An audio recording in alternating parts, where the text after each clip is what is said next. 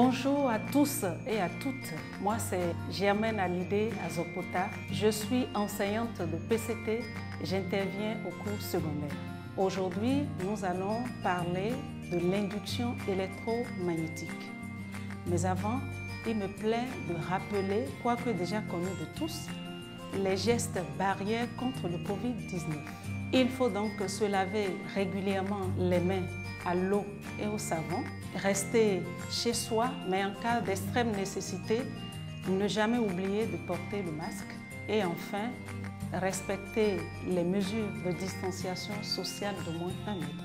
À présent, place au cours du jour. Comme annoncé dans l'introduction, la séquence de ce jour portera sur l'induction électromagnétique. À 2 questions, nous allons essayer de trouver une réponse. La première, c'est pourquoi c'est seulement pendant le pédalage d'une bicyclette que le feu arrière et le phare s'allument. Et la deuxième, quelle est la nature du courant électrique qui alimente ces lampes? Alors, pour mieux comprendre cela, il me plaît de rappeler 2 notions. La notion de vecteur surface. Alors, pour cela, je considère un contour fermé. Un contour fermé que je dispose dans un plan perpendiculaire à celui du tableau. Ce contour fermé est doté d'un vecteur surface qui présente des caractéristiques comme origine, et l'origine de ce vecteur surface ne sera rien d'autre que le centre, parce que ici le contour fermé est circulaire. Si c'est un contour carré ou un contour rectangulaire, eh bien, l'origine sera donc le point de rencontre des 2 diagonales. Ensuite, vous avez la direction qui, en fait, est normale au plan du contour fermé. Après, nous avons le sens.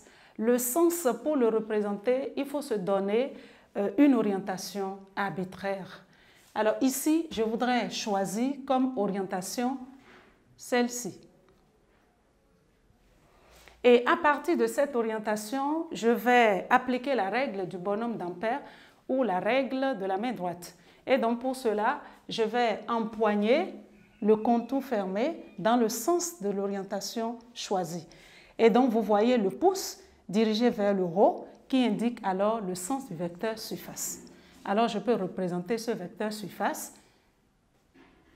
voilà, comme ceci. Qu'en est-il alors de l'air? Eh bien, l'air de la norme. La norme de ce vecteur surface, ce n'est rien d'autre que l'air du contour fermé. Bien, à présent, je vais vous rappeler aussi une autre notion qui est le flux magnétique. Donc, en 2, nous allons parler de flux magnétique.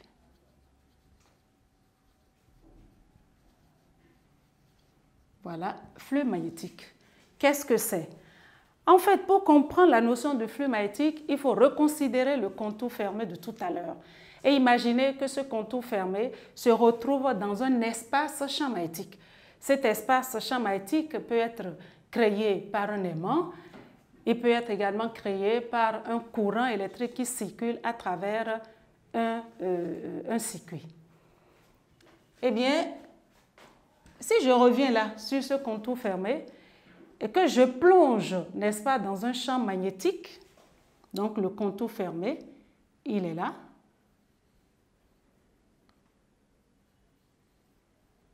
Il est là, avec l'orientation que j'avais choisie au départ. Le vecteur surface, il est donc là. Alors, lorsque je plonge ce contour fermé dans un espace champ magnétique, je suppose que en ce point-là, le vecteur champ magnétique est représenté, voilà, dans ce sens-ci, parce que en tout point de cet espace champ magnétique, vous avez toujours un vecteur champ magnétique. Eh bien, le flux magnétique, ce n'est rien d'autre que la quantité de lignes de champ magnétique à travers ce contour fermé. C'est peut-être de la littérature, mais il y a une expression qui permet d'exprimer le flux magnétique, une formule qui permet d'exprimer le flux magnétique. Ce flux magnétique, se note phi. D'accord? Et phi, c'est égal à quoi? C'est égal à B scalaire S lorsque ce contour fermé est constitué d'une seule spire. Mais quand je considère une bobine qui est censée comporter plusieurs spires, un nombre de spires que je note grand N, eh bien le flux magnétique dans ces conditions, notez toujours phi, sera égal à N B scalaire S, et le développement va me donner, puisque nous parlons de B scalaire S, mathématiquement, ça me fait NBS cosinus de l'angle formé par le vecteur champ magnétique et le vecteur surface. Et ce flux magnétique est exprimé en Weber lorsque l'intensité du champ magnétique est exprimée en Tesla et la surface exprimée en mètres carrés.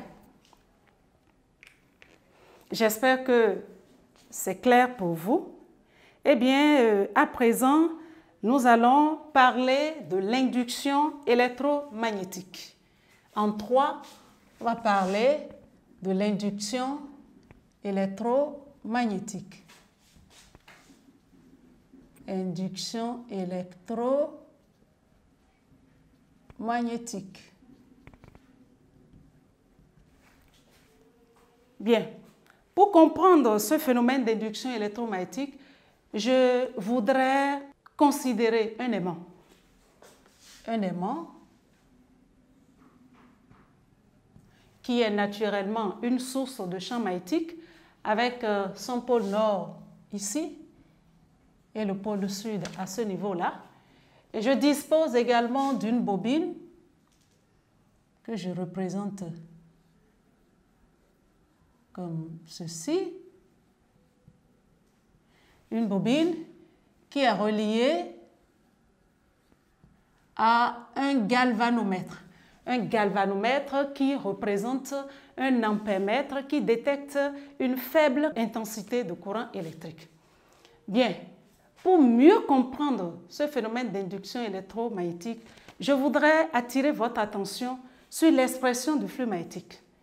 Alors, voyez un peu, cette expression, c'est en fonction de B, de S et de l'angle formé par le vecteur surface et le vecteur magnétique. Dans quelles conditions le flux magnétique pourra-t-il varier? Eh bien, il va varier lorsque l'intensité du champ magnétique varie.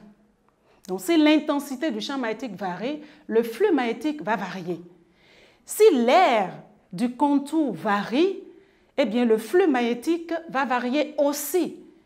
Si la direction du vecteur champ magnétique ou la direction du vecteur surface varie, et j'entends par là l'angle formé par le vecteur champ magnétique et le vecteur surface, eh bien, si cet angle varie, eh bien, le flux magnétique aussi va varier. Donc, comprenez que la variation du flux magnétique peut dépendre de l'intensité, de la variation de l'intensité du champ magnétique, peut dépendre de l'aire, n'est-ce pas, du contour fermé, et peut également dépendre de l'angle formé par le vecteur champ magnétique et le vecteur surface. Donc, je pense que ça, c'est clair pour vous.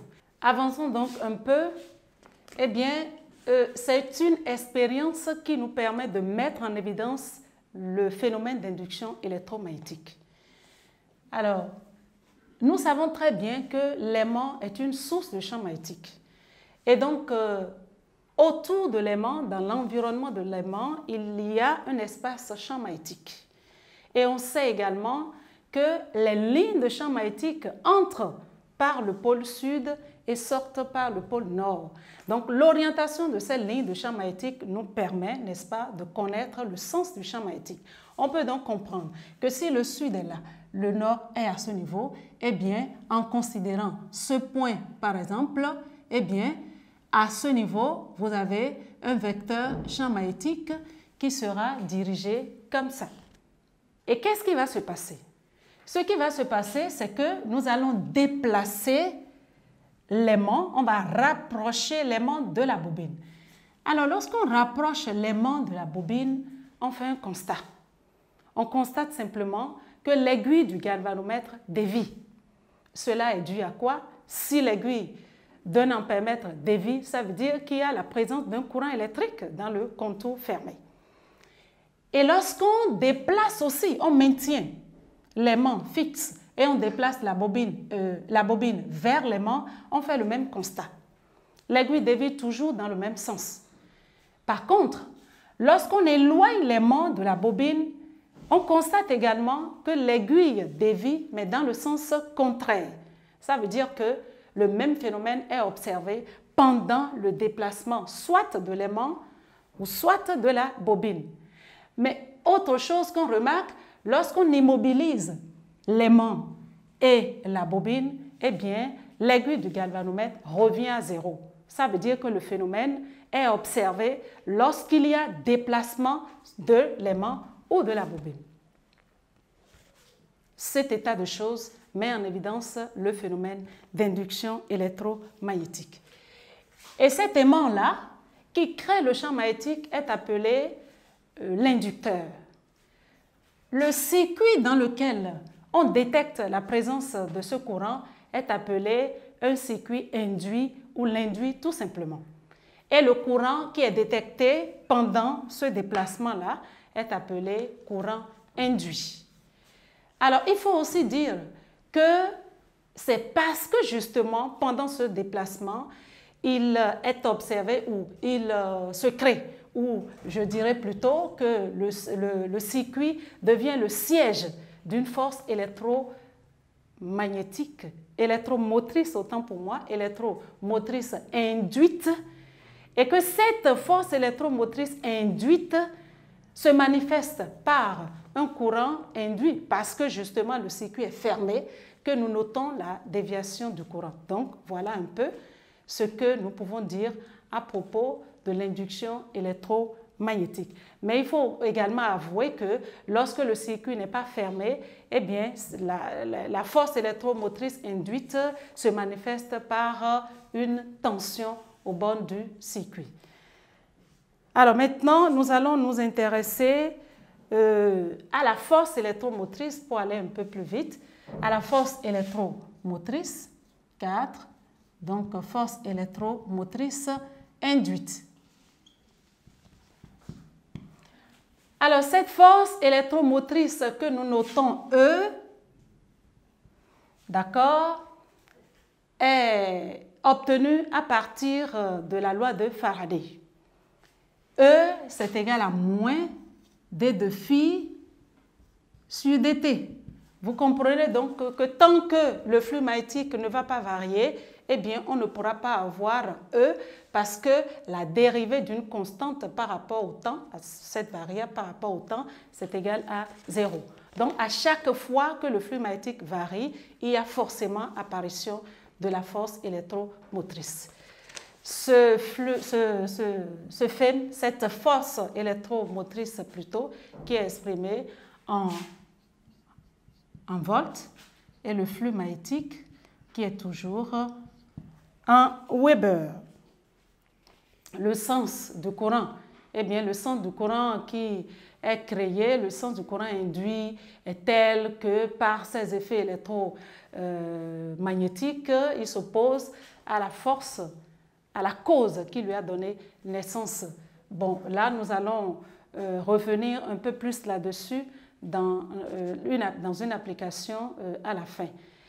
Et à présent, j'oubliais, eh bien, on peut retrouver le sens de ce courant induit à partir de ceci, de cette règle. Si la FEM est positive, alors le courant I induit, bien entendu, a le même sens que l'orientation choisie.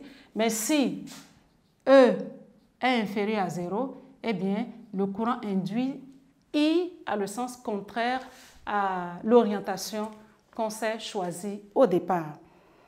Et comment est-ce qu'on peut retrouver alors le courant I, l'intensité du courant I? L'intensité du courant I sera trouvée à partir de la loi de Pouillet. Cette loi de Pouillet, puisque nous avons déjà, pendant la manifestation du phénomène, une force électromotrice, eh bien, lorsqu'on considère que la résistance totale de tout le circuit, c'est égal à R, eh bien, à partir de la loi de Pouillet, nous avons E égale à RI. Nous avons I qui nous fait, voilà, E sur R.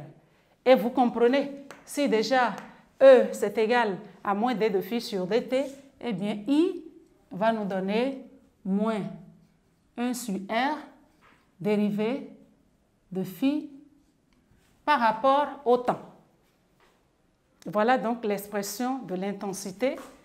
I en ampères, R en ohms et phi qui est naturellement en Weber.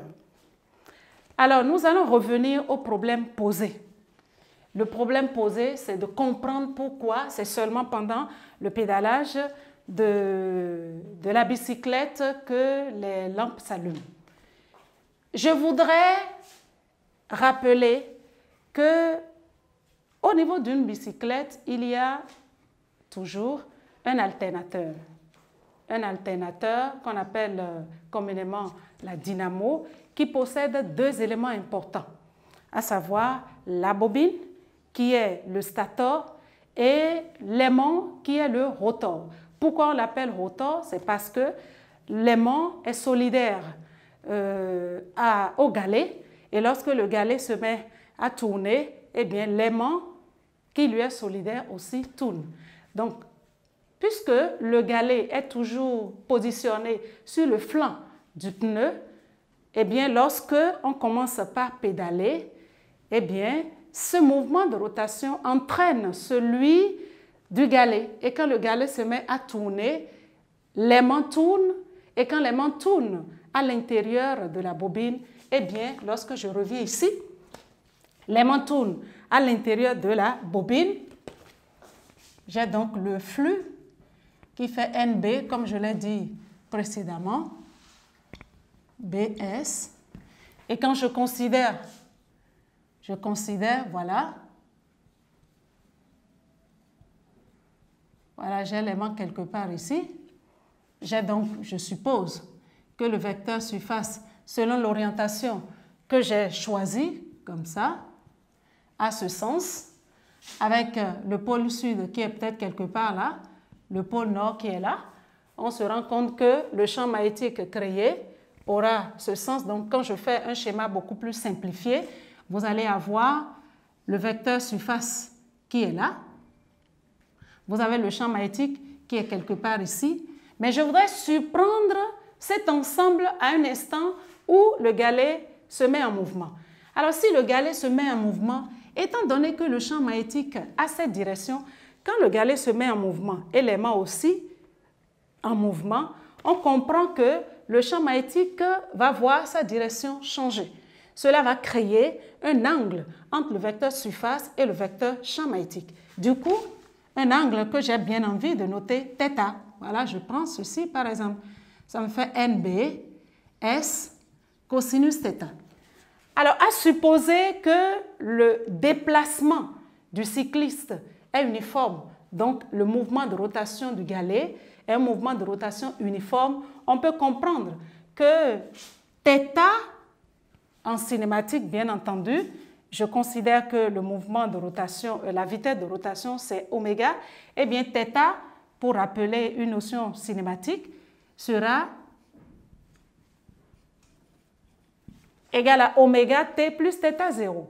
Du coup, vous constatez que si t varie, si l'angle varie, eh bien, cosinus θ varie. Et si cosinus θ varie, eh bien, le flux magnétique va varier. Et à chaque fois, nous l'avons dit précédemment, que le flux magnétique varie, eh bien, il va se créer au sein du circuit une force électromotrice. Et cette force électromotrice va se manifester par l'apparition d'un courant induit. Et c'est grâce à ce courant induit-là que les lampes vont pouvoir s'allumer. Donc, vous comprenez un peu le phénomène par lequel le pédalage de la bicyclette, n'est-ce pas, peut permettre l'allumage des lampes. Alors maintenant, quelle est la nature du courant électrique qui permet l'allumage de ces lampes? C'est ce que nous allons essayer de voir. Je voudrais rappeler que du fait n'est-ce pas, de cette rotation, l'angle varie. Et si l'angle varie, le flux varie. Si le flux varie, il y a apparition d'une force électromotrice induite. Et puisque le circuit est fermé, eh bien cela se manifeste par un courant induit. Et qu'il vous souvienne que ici, nous avons déjà donné l'expression, la formule qui permet de retrouver l'intensité du courant électrique induit. Je ramène donc cette formule. I, c'est égal à moins 1 sur R d de phi sur dt. De par l'explication de tout à l'heure, on a phi égale à NB cosinus NBS cosinus oméga t plus θ 0. Vous comprenez alors avec moi qu'il nous revient de dériver phi. La dérivée du flux par rapport au temps. Ici, nous avons le nombre de spires qui est constant. Vous avez le champ magnétique, l'intensité du champ magnétique qui n'a pas varié, qui est constante. Vous avez l'aire du contour qui est constante également. Ça veut dire que je dois sortir, n'est-ce pas, cette constante de la dérivation, ce qui me permet d'obtenir NBS. Et qu'est-ce qui me reste à dériver? Il ne me reste qu'à dériver cosinus oméga t plus θ 0. Mais la dérivée de cosinus oméga t plus θ 0 injecte oméga précédé d'un signe moins. Alors, cette dérivée va me faire moins oméga d'abord, le tout multiplié par quoi? Sinus oméga t plus θ 0. Ce qui me fait finalement moins NB S oméga sinus oméga t plus θ 0. Et si je reviens à la formule de l'intensité, eh bien, l'intensité, je n'ai plus suffisamment de place, je vais en créer rapidement ici. L'intensité du courant induit me donne alors, ici j'ai moins, j'ai la dérivée par rapport au temps qui me fait sortir moins, moins fois moins, ça fait plus, eh bien, je retrouve NBS oméga sur R sinus oméga t plus θ 0. Observez un peu l'expression de l'intensité du courant induit. Vous comprenez que du fait de la présence de sinus oméga t plus θ 0, qui traduit, n'est-ce pas, une allure sinusoïdale, on peut donc dire que le courant induit est de nature alternative et alternative sinusoïdale.